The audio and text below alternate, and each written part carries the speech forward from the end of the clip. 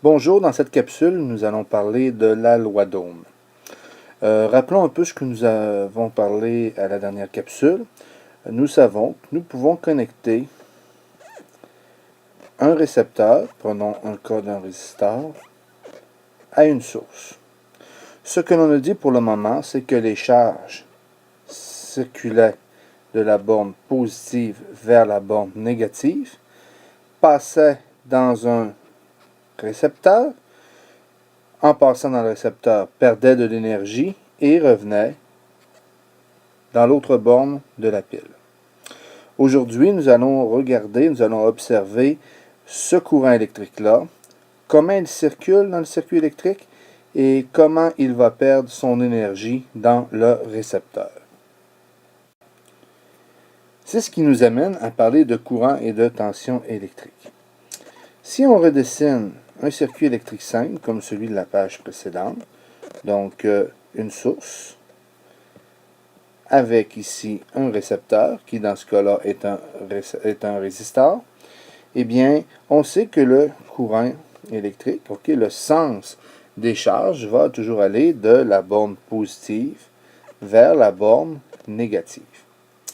Qu'est-ce qui circule? Ce sont des électrons. On sait que les électrons vont donc partir d'une borne, vont venir ici dans le récepteur, perdre de l'énergie, qui sera transformée en d'autres sortes d'énergie, de la lumière, de la chaleur, du son, etc., et revenir ici dans la pile. Donc, ces électrons-là qui circulent, on n'utilise pas en électricité le terme d'électron. Il y en a trop d'électrons. On a déjà posé que lorsque j'ai une certaine quantité d'électrons, on pouvait appeler ça un coulomb. Donc, on avait dit dans les chapitres précédents qu'un coulomb, c'était lorsque j'avais 6,24 fois 10 exposant 18 électrons. Donc, que je parle d'électrons ou que je parle de coulomb, c'est juste une manière différente d'exprimer la même chose. Donc, je peux dire que ce qui circule dans mon circuit, ce sont des coulombs. Maintenant, comment j'arrive à parler du courant électrique et de la tension électrique? Eh bien, le courant électrique, c'est simple, ça se trouve à être le nombre de coulombs qui va passer en une seconde à un point précis de mon circuit électrique. Finalement, il revient à compter le nombre d'électrons qu'il y a par seconde. Et plus il y aura d'électrons, plus il y aura de coulombs par seconde, plus ce que j'appelle le courant électrique sera élevé. Donc, un coulomb qui passe en une seconde, ça se trouve à être le courant électrique. Mais le coulomb par seconde, nous ne l'utilisons pas vraiment cette unité-là. Nous en avons inventé un autre qui représente un coulomb par une seconde. C'est ce que j'appelle l'ampère. L'ampère va s'écrire comme ça.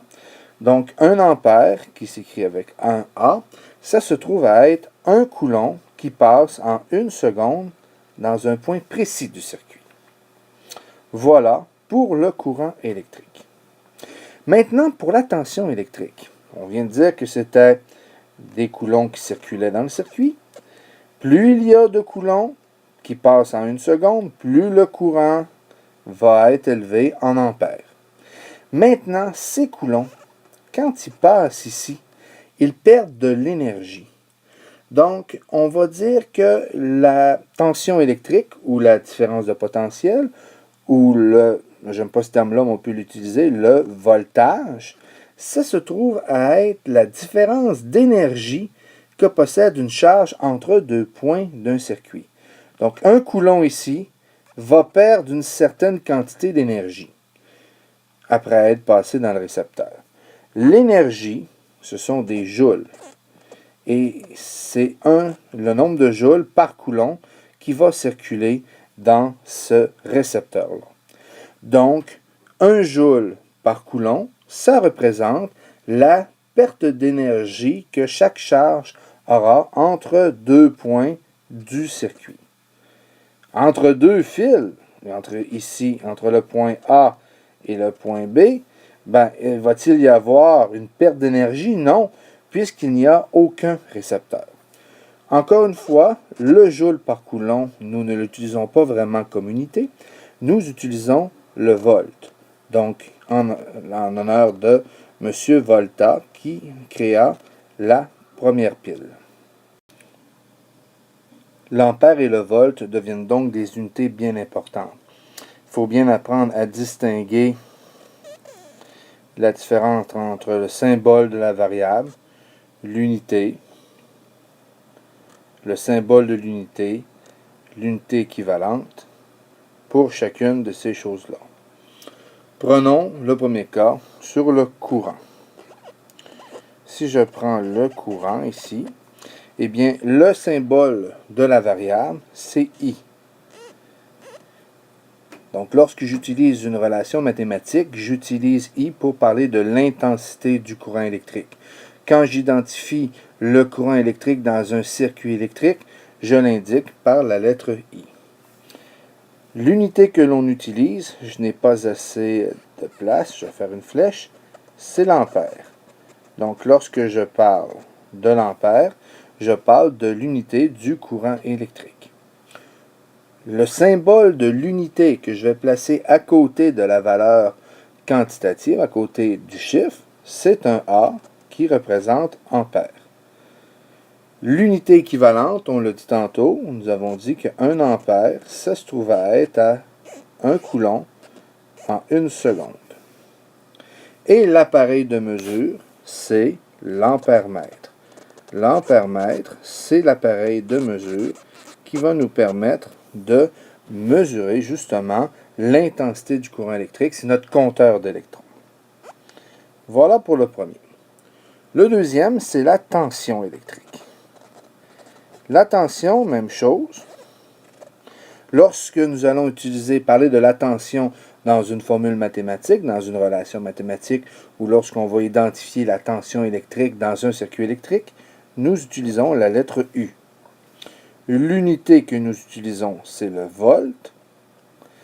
Le symbole de l'unité, donc la lettre que je vais placer après le chiffre pour signifier que je suis bien en volt, c'est le V. L'unité équivalente, on l'a vu tantôt, nous avons dit que 1 volt, c'était 1 joule par 1 coulomb. Et l'appareil qui va mesurer les volts, c'est le voltmètre.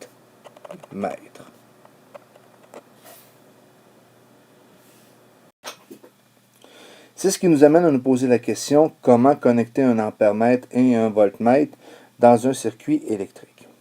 Reprenons ici notre même circuit électrique. L'ampère-mètre. L'ampère-mètre veut compter les ampères. Les ampères, ce sont des coulombs par seconde. On doit donc venir placer l'ampère-mètre, qu'on le représente ici par la lettre A, dans le circuit électrique pour qu'il puisse passer, pour qu'il puisse compter justement les électrons qui vont circuler dans le fil. Donc, l'ampère-mètre se connecte ici en série. Le voltmètre, lui, le voltmètre veut mesurer la différence d'énergie que possède la charge avant, ici, et après le récepteur. C'est la raison pour laquelle le voltmètre, qu'on le représente ici par la lettre V, doit se connecter avant et après un récepteur. Donc, il se connecte en parallèle. Donc, même si je n'ai connecté un voltmètre entre deux points sur le même fil ici, il n'y a aucune perte d'énergie, donc il n'y a pas rien à mesurer. Donc, mon voltmètre me donnerait absolument rien.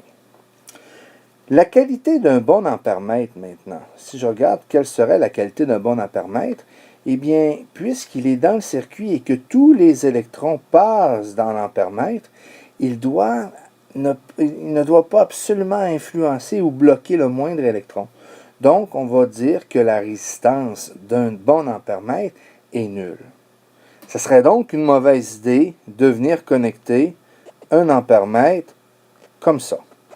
Donc, si quelqu'un venait connecter un ampère-mètre en parallèle, qu'est-ce qui se passerait? Les électrons partiraient de la source, arriveraient ici, deux chemins possibles, puisque l'ampère-mètre est en parallèle avec le résisteur. Mais il y a un chemin ici qui offre une résistance, mais il y en a un ici, une voie royale, qui n'offre aucune résistance. Donc, on aurait un court-circuit et il n'y aurait aucun électron qui passerait dans ce résistor-là. Donc, on viendrait complètement changer le circuit électrique. Même chose. Ici, le voltmètre, si on reprend le circuit, le voltmètre, lui, un bon voltmètre, devrait avoir une résistance quasiment infinie.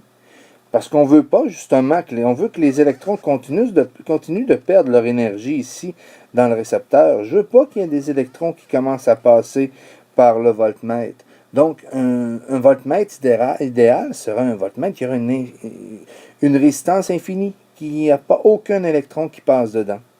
Donc, ça serait une mauvaise idée de venir connecter un voltmètre ici, comme ça, en série. Pourquoi? Ben, parce que ici, le voltmètre offrirait une résistance infinie, donc il n'y aurait absolument aucun courant, tout bloquerait ici, il n'y aurait aucun courant qui pourrait circuler dans notre circuit électrique. Donc, un ampèremètre, ça se connecte en série, et un voltmètre, ça se connecte en parallèle.